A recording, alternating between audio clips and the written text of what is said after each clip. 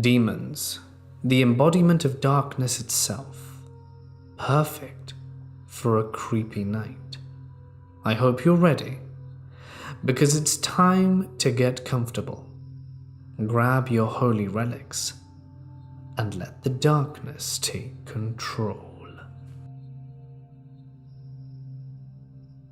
It has taken me some time to figure out where to start with this story, since there are so many starting places and no end in sight, at least one I can see. So I've decided to start it at the moment that my life changed forever. Not the drastic change that would come later, but a change that began a terrifying journey that has yet to conclude. I was born in the early 80s. My parents were youth pastors for a Pentecostal church in the southwest of the US. I had grown up in the Pentecostal church my whole life. Eventually, my parents became pastors of their own church.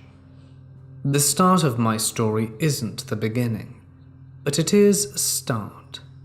I'm going to tell you it as I experienced it, so there will be back and forth from one timeline to another, but I want you to take the same journey I did. I was a preteen when I saw it. I'm not sure about the exact year, but I know it must have been between 95 and 97. It was summer. I was at church camp, the same one I had gone to for most of my childhood. It was in the South US, in the hill country area. It was a pretty large camp, really spread out, and on any given summer, there would be roughly 1,000 campers, including adults who either were counselors, helpers, or those doing the church services. My parents were pretty active with camp. In fact, my dad was well known in the district. When people found out I was his son, they were amazed, and sometimes treated me like I was first kid or something. I hate saying this, but I would use this to my advantage sometimes. I would get my way with a lot of things or go behind the scenes of the camp or any other church activity that others wouldn't. So my parents were there the summer I saw it. I was a camper that year. The building where all the campers stayed at was on top of a hill in a large building. It had only been built just a few years prior. The camp was a lot older, but they had added new buildings and such, and after a huge fire at the old cafeteria, which I have a vague memory of, they built an entirely new cafeteria. The building was in 3 parts. The left side held the boys' dormitories, and the right the girls'. The middle was where the small little church sat. This is where I saw it. The little church had light pink carpeted floors, off-pink walls, and cushioned chairs to match. The kids' preacher was a close friend of my dad's, so I knew him pretty well, and vice versa. The stage in front of the room, which was literally a step up from the floor, had a stained glass window in the back. I will never forget this stained glass window for as long as I live, and you're about to find out why. It was a picture of a woman in biblical clothes pouring water from a clay jar into a flowing river. For what? I have no idea. Next to her was a small lamb. They stood on a grassy hill with a tree to the left. I believe there was also a greying sky.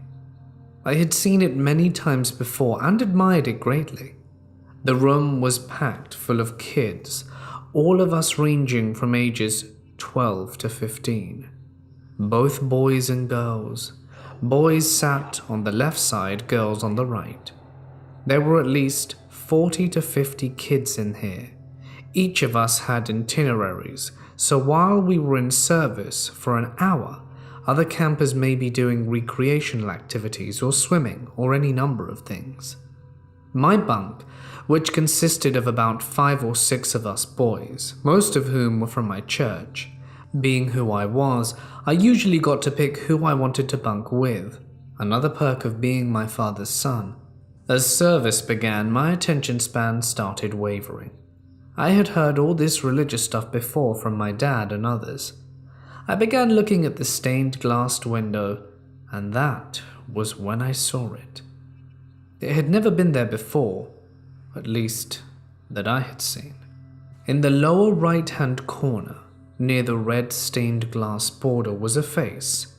Not just any face, but a terrifying face. Aside from everything else on the stained glass window, it looked absolutely real, like it was peering through the glass. But this was impossible because behind it was a small area, which held lights to backlight it. No room for anyone big or small. Its skin was fleshy colored, nothing out the ordinary. But what really grabbed my attention wasn't its open mouth with sharp, pointy teeth, but its eyes. The eyes were large, bulging out the sockets. Those eyes have haunted me to this day. On its forehead were two small bumps, like a pair of horns that hadn't quite come out yet. It was scary, but I was more fascinated that I had never noticed it before. I leaned over to one of my friends sitting next to me and asked if he had ever noticed that face in the stained glass window. He looked but told me he couldn't see anything. Confused, I asked another friend who replied with the same answer. It was then I began to wonder if I was the only one who could see it, or was it some optical illusion? The whole time we were in there, I couldn't take my eyes off it, and when I tried, I felt like it was staring back at me. As we were leaving the room, I walked to the other side to the area the girl sat and looked. There it was, as it was before, the demonic face. In fact, no matter where I was in the room, the face was there. I pushed it to the back and spent the rest of the day trying not to think about it, until the next day when we went back to church. And it was still there. Same position, same terrifying face, and no one could see it but me. This was when I started to get really scared. Later that day, I had tracked down my dad and asked if I could speak to him in private. We had gone into my parents' cabin. My mother was off somewhere in camp doing God only knows what, and I asked my dad if he knew anything about the stained glass window in the little church. He told me he knew enough. He even knew the guy who had made it, and that it cost the district quite a pretty penny. I asked him if there was a demonic face in it, to which he replied, not that he could remember. He asked me why, and I told him that I kept seeing a demonic face and no one else could. My dad got on his knees, put his hands on my shoulder and told me not to tell anyone about what I was seeing. I tried to protest, but what I had taken as anger back then was actually fear.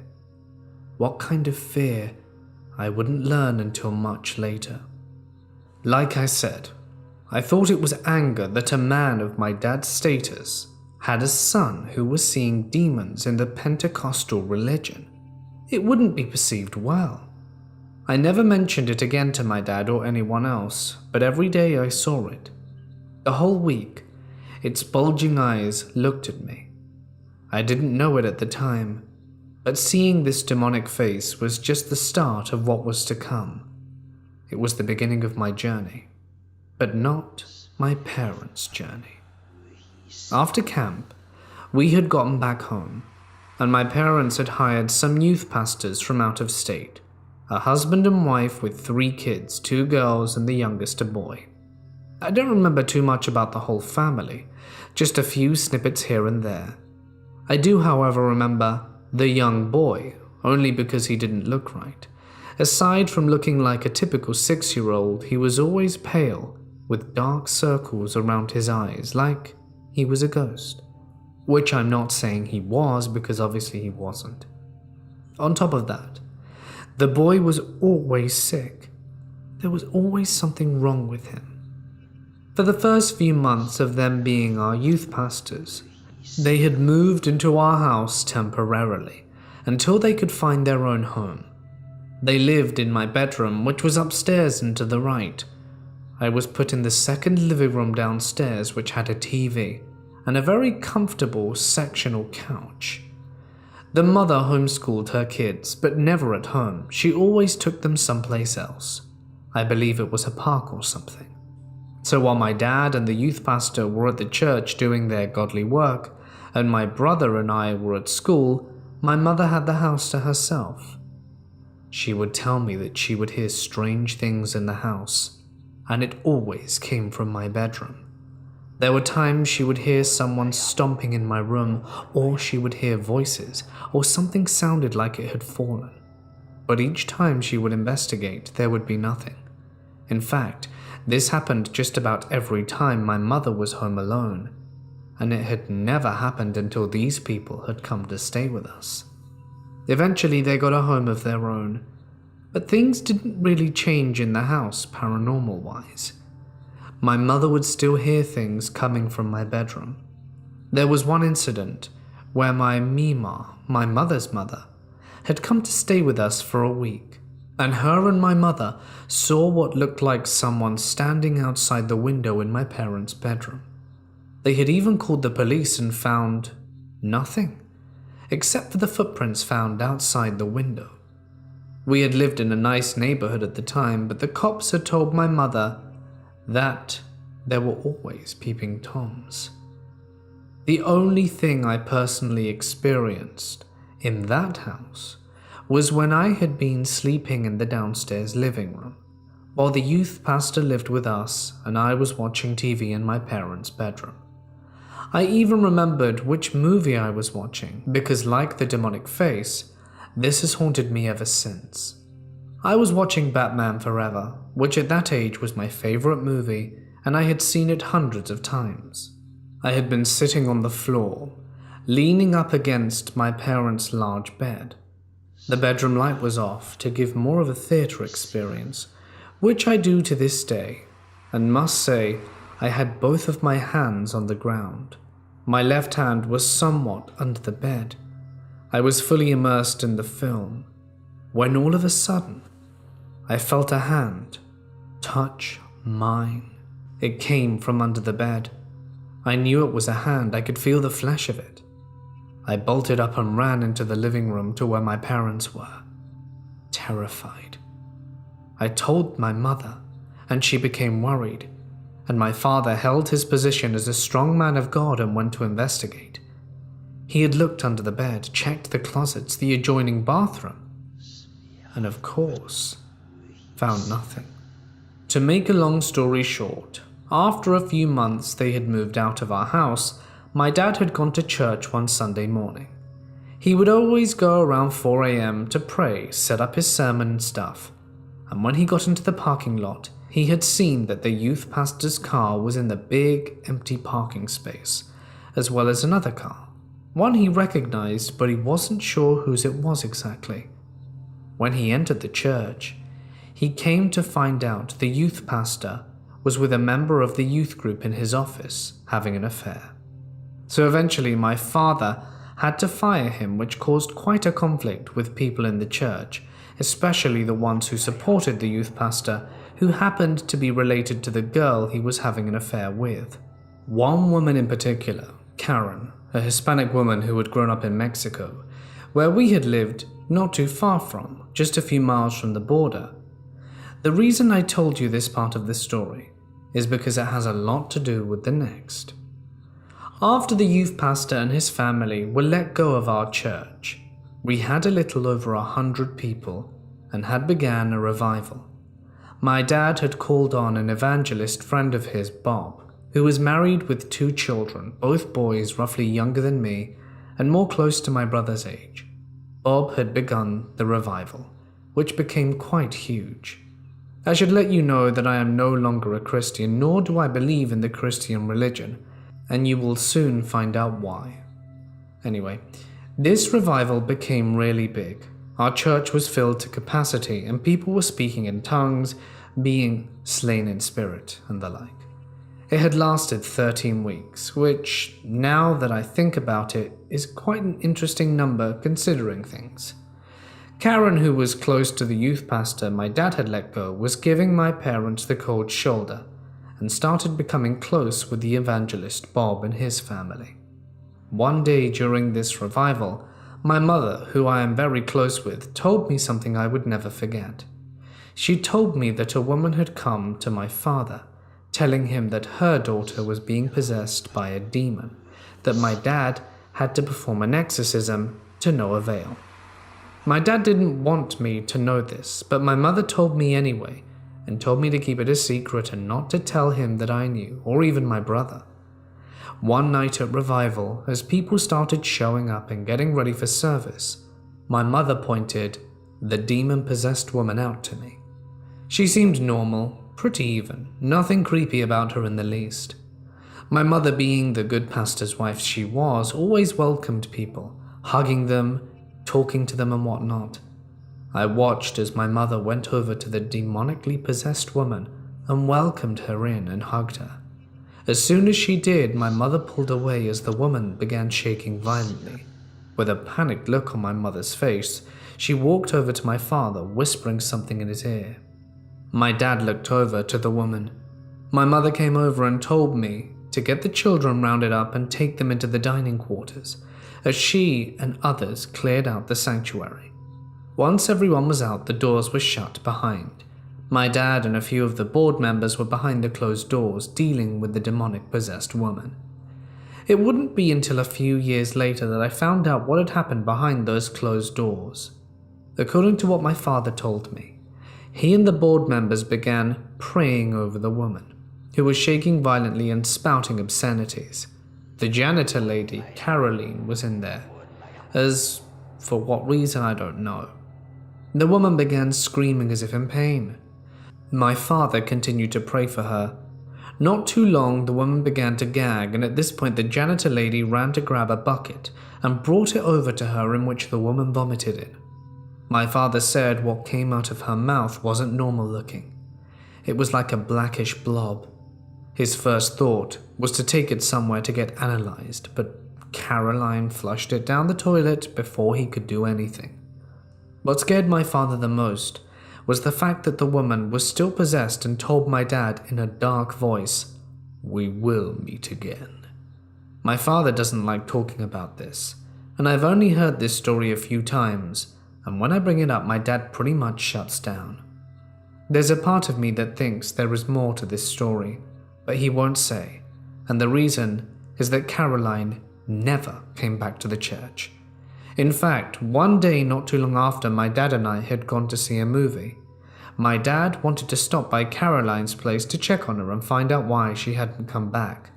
When she answered the door, cigarette in mouth, it shocked me. She wouldn't let us in, but told my dad something along the lines of, "Pastor, what I saw that night shook my faith," and we never saw her again. Now back to where the demon-possessed girl told my dad that they would meet again. According to my dad, even my grandparents have confirmed this story. When he was a young boy in the late 60s, my dad had awoken in the middle of the night and saw a shadow person in his room. As my dad stared at it in horror, he said it got bigger and bigger until its head was touching the ceiling. My father eventually found his voice and screamed for my grandparents.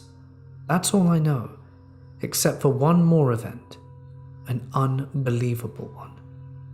As I stated, I was born in the early 80s. Not too long after I was born, when my parents were youth pastors at a church in the southwest US, on a Wednesday night at church with around 50 to 80 people in the sanctuary, a group of strange people entered the church.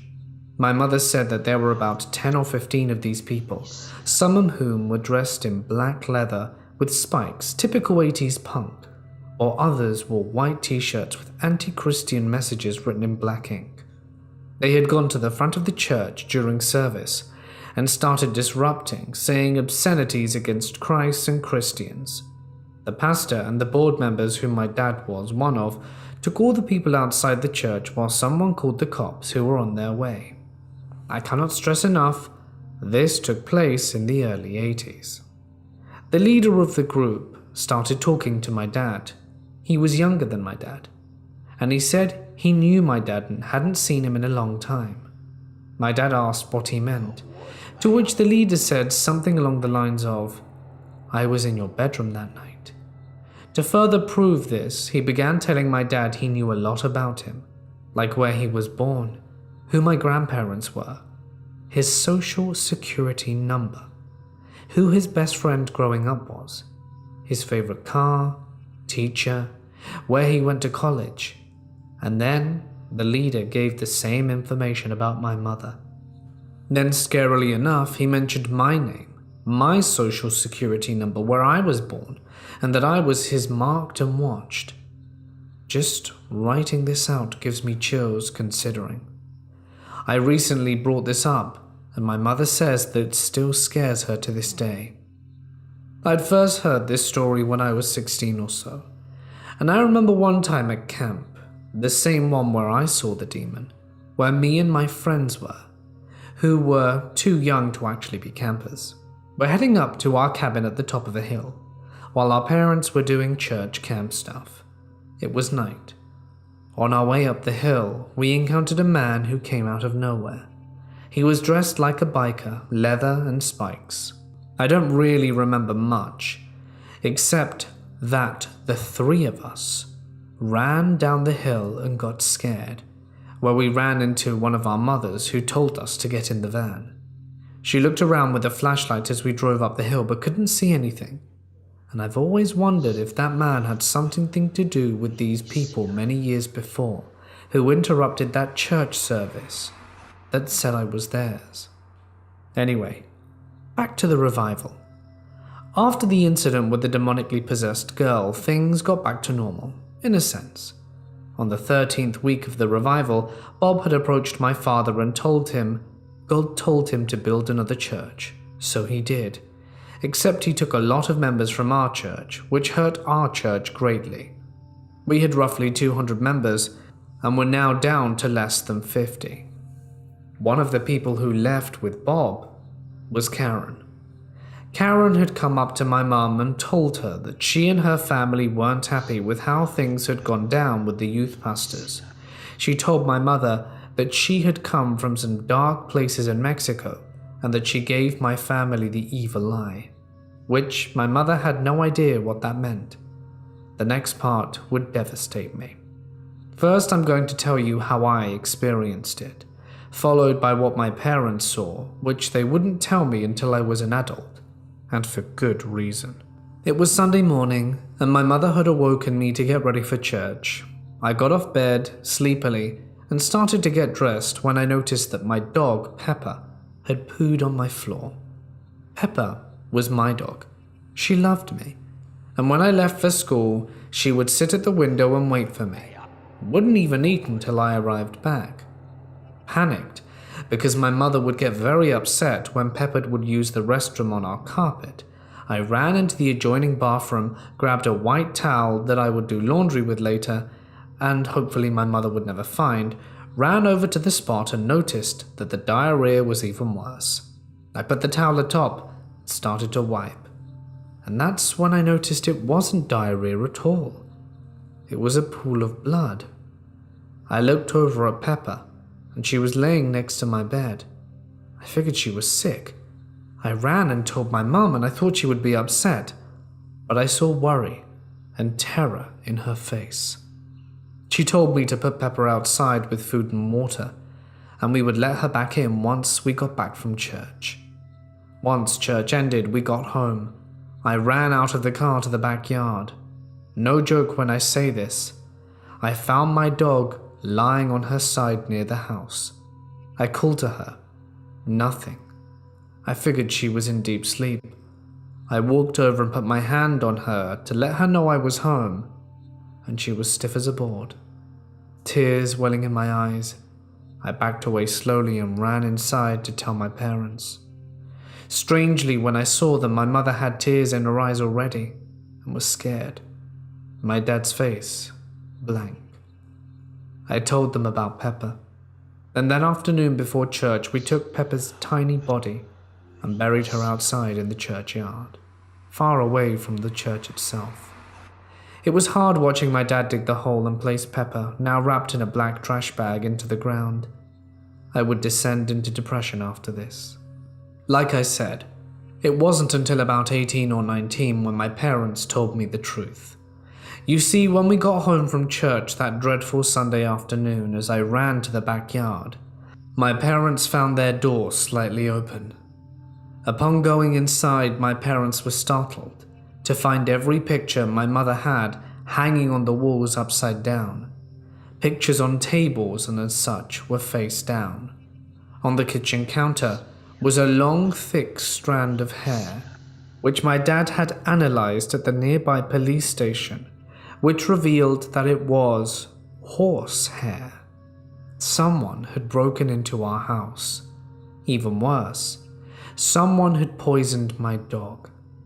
My mother said that Karen had threatened my parents with witchcraft a few days before, saying that my parents would regret what they had done to the youth pastor.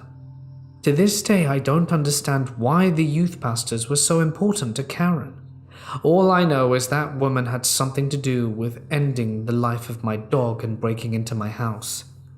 Upon more investigating, I found out that our family was cursed, and literally ever since, my family has been through hell.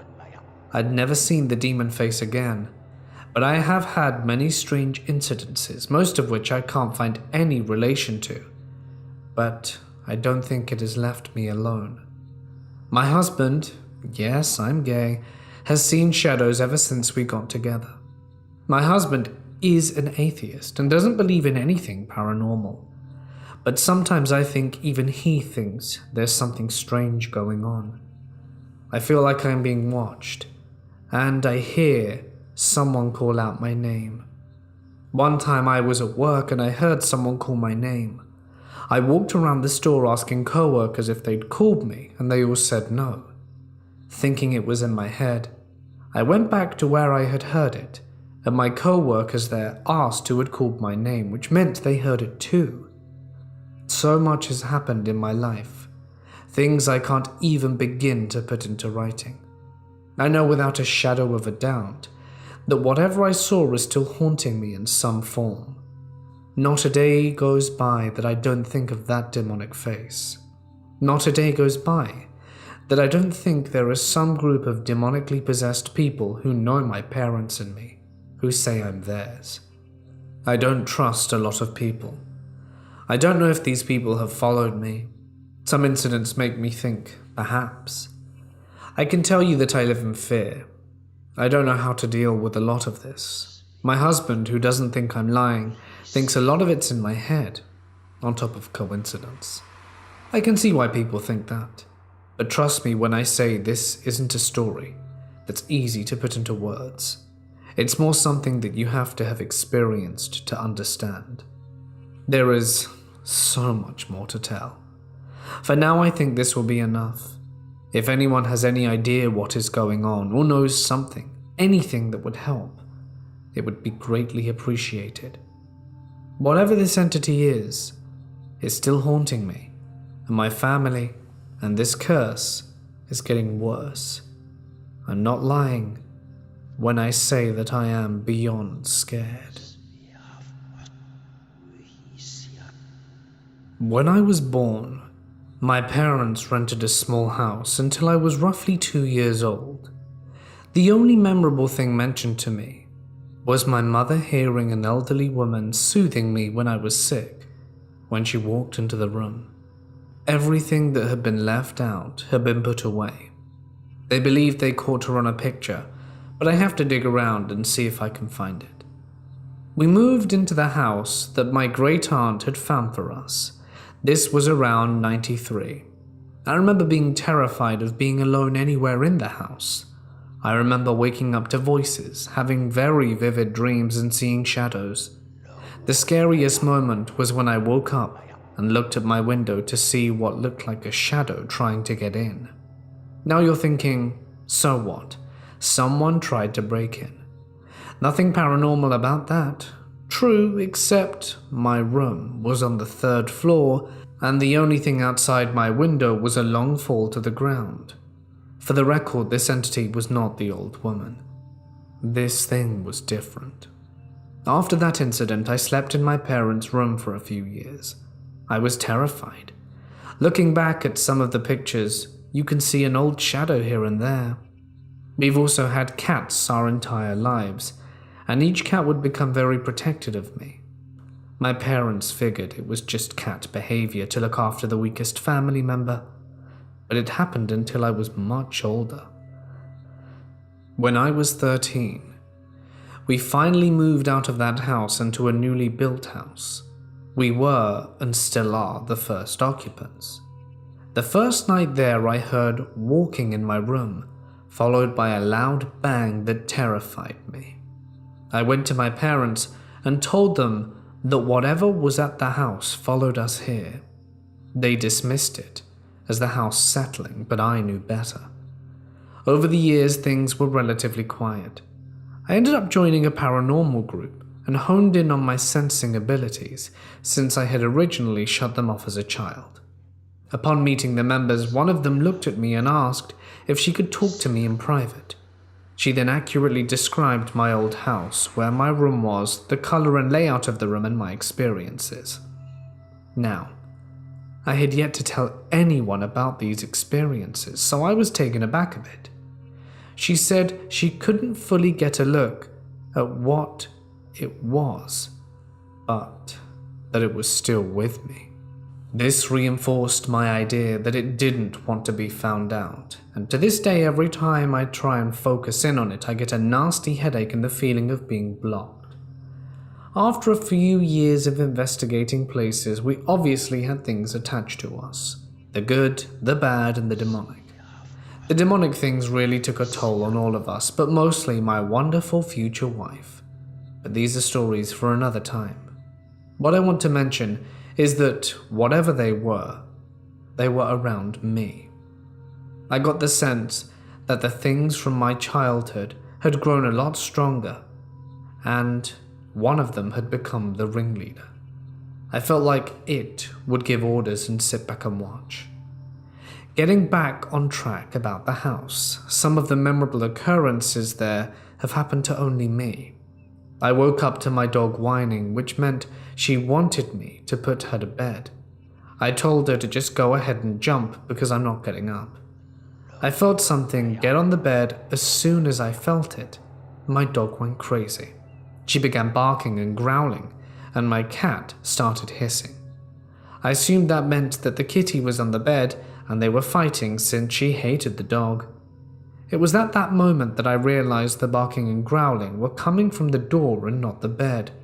I finally looked, and both animals were staring at whatever was on the end of the bed. When I turned to look, I just saw a black blob. I could faintly make out eyes, and that it was moving its head. I was so tired that I just said, "Look, I'm exhausted from work and not putting up with this. Go away." It left, and that was that. Another day, my mother came home and asked why I messed with her headbands. Now, she had a wall thing where she put her headbands. I walked in there and they were all sticking straight out. Another time I was in the shower and heard the front door open, and someone walked in. I assumed it was my father, since it was around the time he usually arrived home. I got out and heard what sounded like him whistling. No big deal, until I looked outside and saw that my car was the only one in the driveway. As soon as I noticed this, the whistling stopped, and I immediately grabbed 2 knives and checked every room in the house, as I was certain someone broke in. I found nothing, and as soon as I put the knives down, the whistling started again. At that point I bolted, called my dad and said, "Look, it's either a ghost or someone who broke in, so good luck." Since I work night shift, I would come home around 4 or 5 in the morning. I walked in and heard someone say, "Hey." I would respond and get nothing. I've seen a woman in the kitchen who looks like my great aunt. My mother was sick and sleeping downstairs, and when I walked in, a voice whispered, "Shh, she's sleeping." I've had the front door yanked out my hand. I've even seen the deadbolt turn by itself. I've walked in on conversations only to hear, "Shh, he's here. Be quiet." Now those things I can deal with. But whatever followed me from the creepy house pretty much stays in one room. Everyone I have ever brought over has said that the room feels heavy and off. Even my parents don't like being in there for more than a few minutes. I figured out that if you knock before entering, the atmosphere seems lighter. I have since moved out, and the first thing I said before leaving was, "You are not to follow me. I don't care if you stay here, but you aren't coming with me." Interestingly enough, my parents don't experience anything, at least not that they will openly admit. They hear the occasional bump and walking every now and then. But we think that's Kitty, who passed 2 years ago. We had her for nearly 20 years. I'm pretty sure I'm leaving things out. In any case, thanks for listening. This was back in 2012, a simpler time. Let me preface this by saying that the room I stay in my parents' house, used to be my grandfather's room. It's sort of like an apartment. It's got its own kitchen and bathroom. He passed in 2005, and I moved into the room in 2009. Ever since I moved back, every once in a while, I'll feel a presence in the room. Someone sitting at the edge of the bed or holding my hand, or I feel like someone's standing behind my shoulder. This is never ever threatening, and I never feel in danger because I believe it's Grandpa. But in October of 2012, I was doing my junior practicum student teaching. This is a sort of program where you go in once a week to a school and observe before real student teaching starts. It was a Tuesday night, and I only remember this because I went to the school on Wednesdays. It was a considerable distance from my house, so I tried to get into bed early. This one night I had trouble getting to sleep, which I never have. I can usually pass out anywhere at any time, and I begin to feel anxiety come over me, and a state of panic. Another thing that never happened to me. In my mind's eye, I kept envisioning a tall, black, humanoid figure with a long, red tongue standing in the corner of my room, and at the time it felt very vivid. But now I can't recall any details about this figure except that tongue. I began to feel like if I stayed in my room any longer, I would be in serious danger. I went into the next room, our family room, and decided to watch TV. I looked above the TV at the cable box and noticed it was 2:59 a.m. The second the digital clock hits 3, the sound of crickets coming from inside the room and the attached laundry room resounded. Once that box hit 3:01, everything stopped. Now I'm not a religious person, but my supervising teacher at school is. He told me that crickets are related to locusts, referring to the biblical plague, and he told me to recite the prayer to St. Michael. He couldn't remember it at that moment though, even though he said he used to say it every day. Getting home that day, and accompanying days, it seemed as though there was a fog around my room, and the room felt different, just off. I would come home and lay on my bed for an afternoon nap, and the bed started to shake. It got to the point where my mother began to ask me if anything felt weird. She has her own experiences, but that's a different story for another day.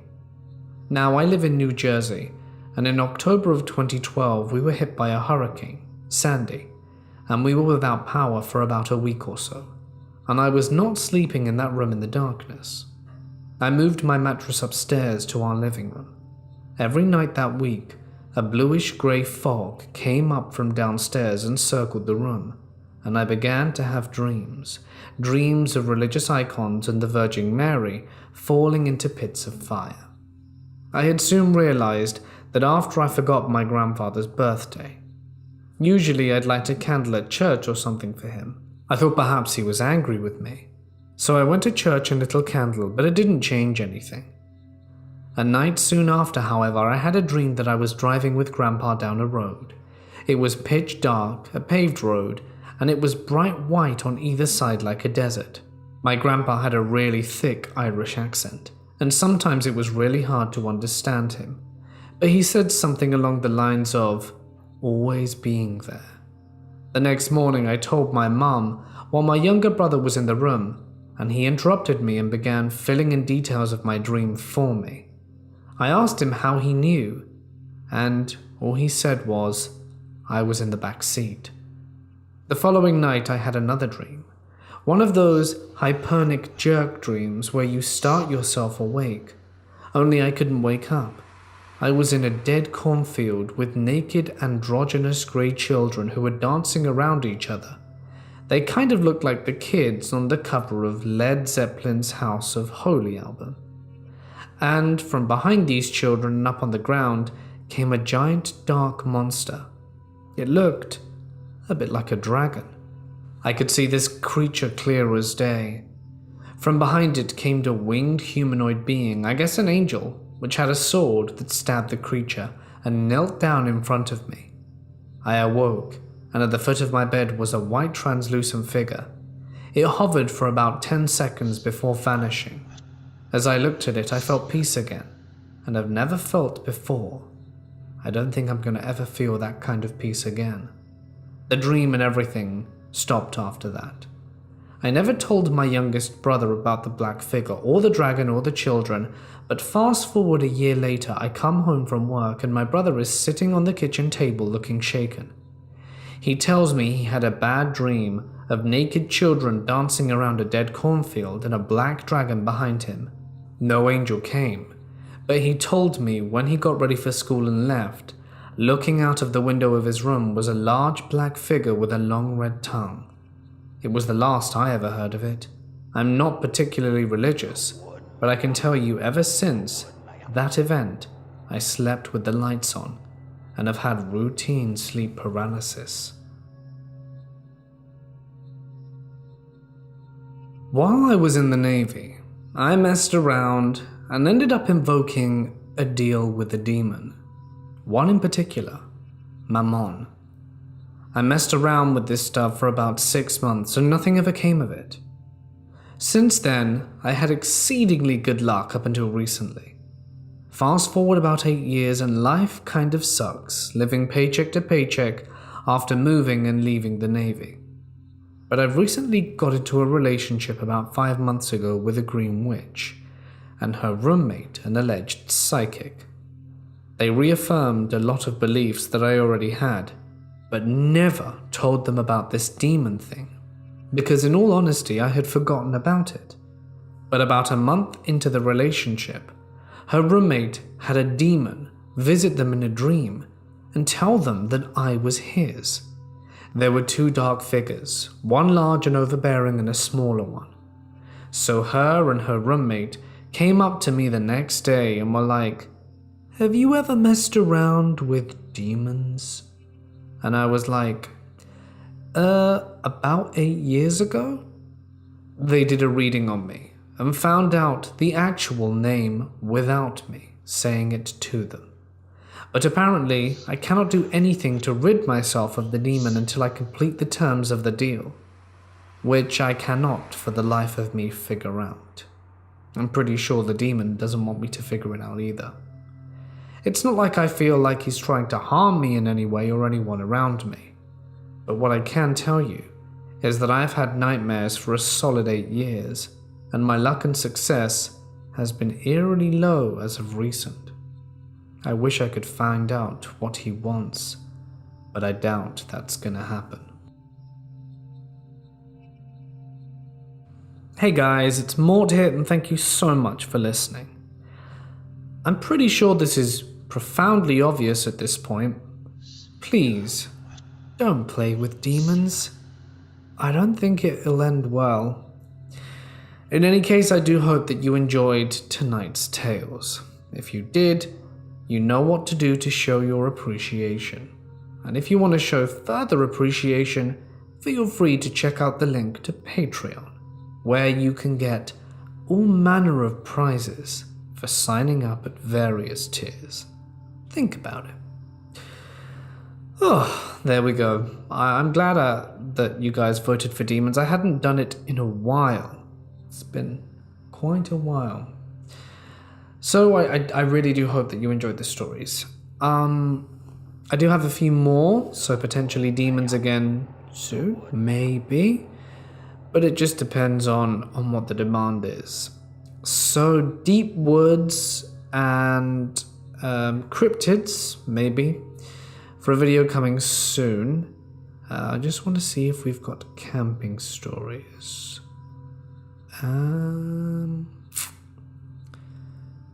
Camping. Sorry, it's all in alphabetical order. Nope.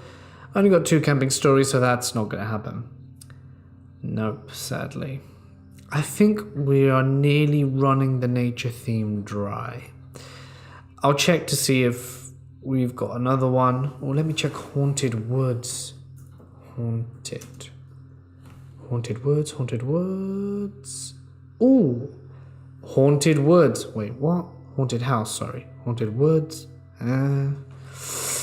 Doesn't look like it's 7 stories, of which only 4 along. 5 along. 4 along. So yeah, it simply won't be enough.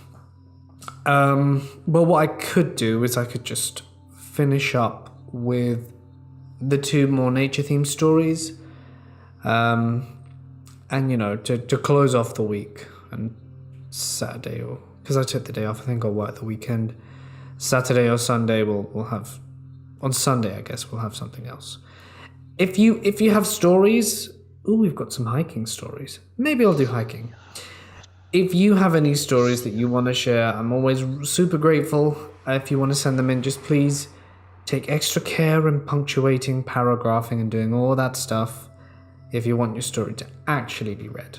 I will obviously email you back and let you know if it needs changes, but it's easier if you just do it right the first time. Oh, we've also got Middle of Nowhere. Maybe we'll carry on till like Monday, Tuesday then. So that's good news. I'll probably do another poll tomorrow to see what you guys want. I really hope that while I recorded this video, Demons didn't suddenly get overtaken by something else, but it wouldn't be the first time that happened, and if it did, I'll just do that tomorrow. Alright then, I know you guys have heard enough of my rambling, so I'm going to end the video like this. Stay awesome, and I'll see you in the next one.